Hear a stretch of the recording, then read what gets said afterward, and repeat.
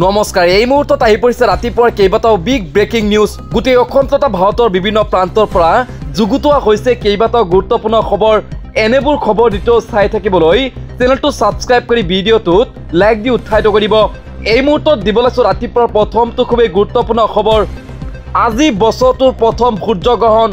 199 বছৰ পিছত ক্ষেত্ৰ অমাৱস্যাৰ বিৰল সংযোগ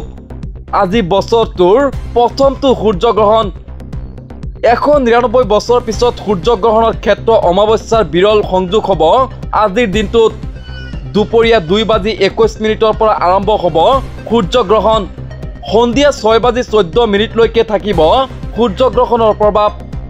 2025 বৰ্ষৰ এইটো প্ৰথমটো বিৰল সূৰ্যগ্ৰহণৰ প্ৰাক মুহূৰ্তত বৰ্তমান চলি আছে হুতকাল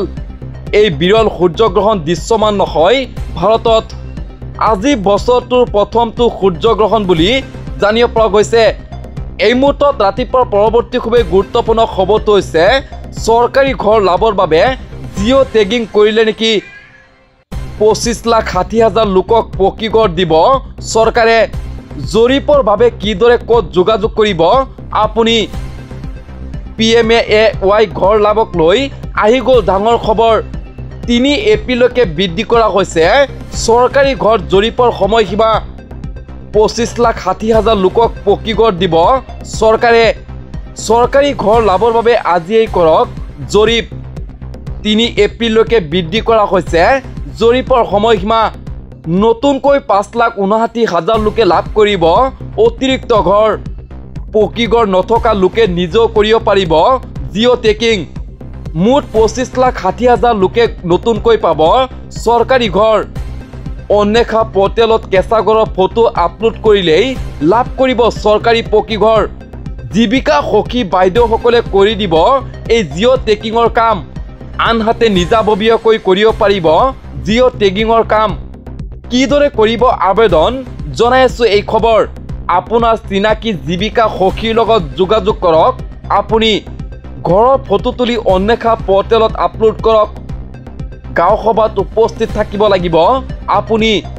চৰকাৰৰ পৰা অনুষ্ঠিত কৰিব গাঁও সভা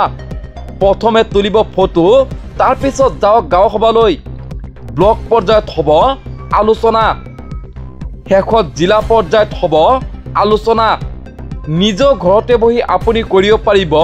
জিঅ' টেগিং ইয়াৰ পিছত বাছনিভুক্ত হ'লেই লাভ কৰিব এখন চৰকাৰী পকী ঘৰ এই মুহূৰ্তত পৰৱৰ্তী খুবেই গুৰুত্বপূৰ্ণ খবৰটো হৈছে আকৌ কপিল ম্যানমাৰ মাজনিশা হাহাকাৰ ম্যানমাৰত পুনৰ প্ৰলয়ংকাৰী ভূমিকম্পৰ আতংক ম্যানমাৰত মাজনিশা অহা 4.2 প্ৰাবল্যৰ ভূমিকম্পত আতংকিত জনতা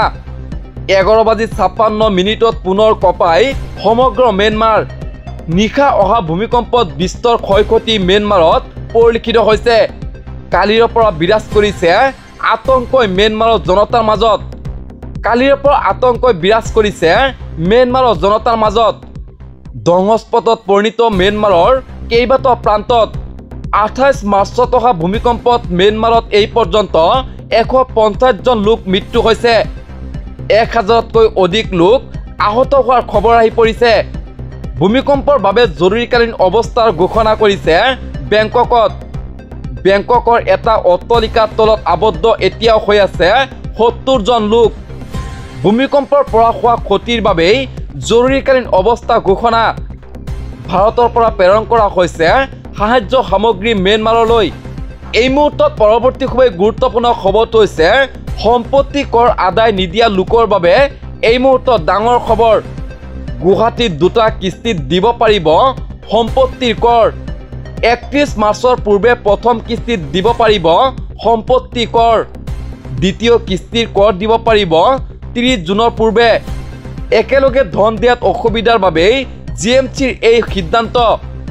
বহু লোকে এই বিষয়ত জিএমচিক কৰিছিল অৱগত সংবাদমেল যোগে মেয়ৰ মৃগন শৰণীয়াই জনালে এই কথা সম্পত্তি কৰ আদায় নিদিয়া লোকৰ বাবে এই মুহূৰ্তৰ অত্যন্ত ডাঙৰ খবৰ গুৱাহাটীত দুটা কিস্তিত দিব পাৰিব সম্পত্তি কৰ এই মুহূৰ্তৰ পৰৱৰ্তী খুবেই ডাঙৰ খবৰটো হৈছে